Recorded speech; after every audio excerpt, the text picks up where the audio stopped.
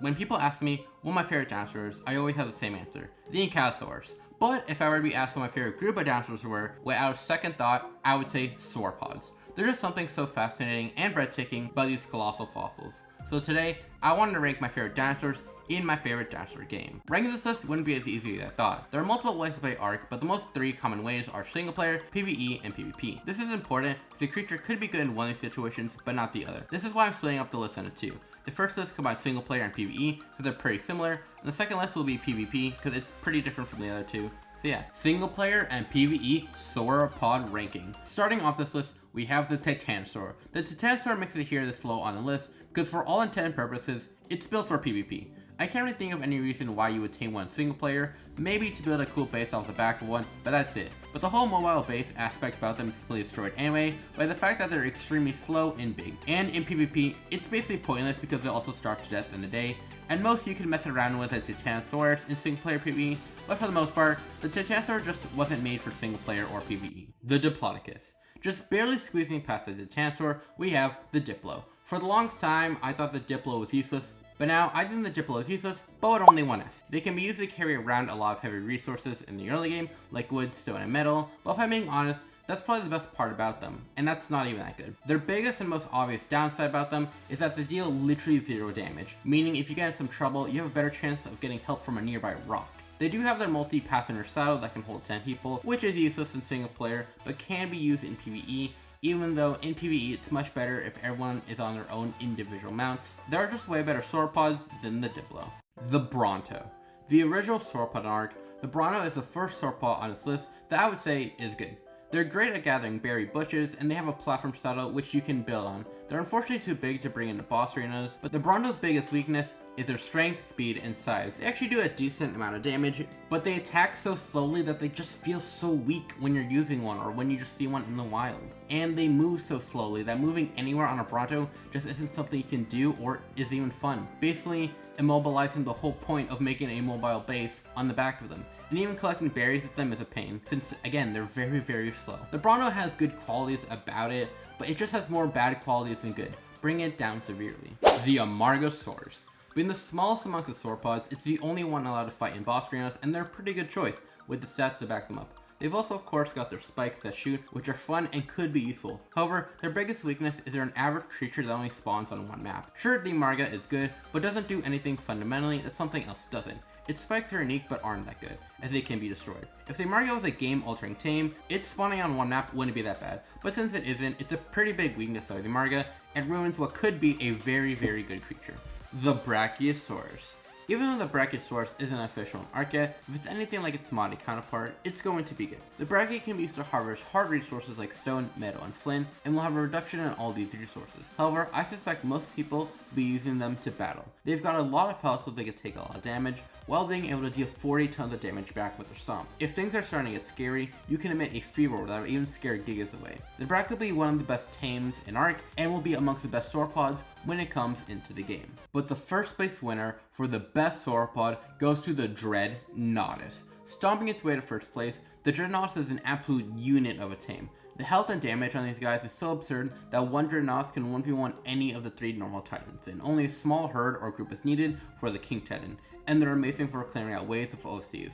Along with some other things like having a unique platform saddle and a Godzilla-like breath, the Dreadnoughtus is by far the best sauropod in the game to me. I know they only spawn one map like the Amarga, but the difference is the Dreadnoughtus spawns on the most map it's the most useful on, and it's a game-changing tame.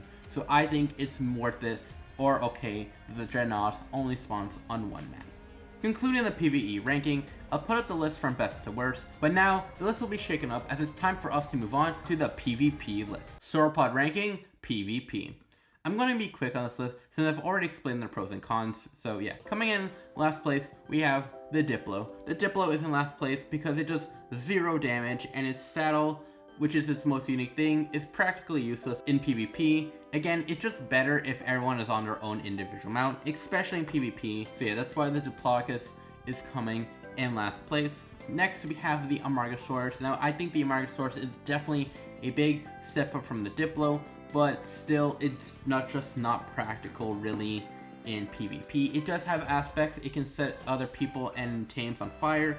It can reduce their damage or reduce their armor, but like that's not just gonna be really practical in a PvP setting. It works on AI, but of course you're gonna be fighting players who can just walk out of the spike radius, or they can destroy the spike radius, because again, you are not fighting wild creatures, you're fighting tames that have imprint bonus on them, that are mutated, that are leveled, that probably have mate boost or Uranus boost.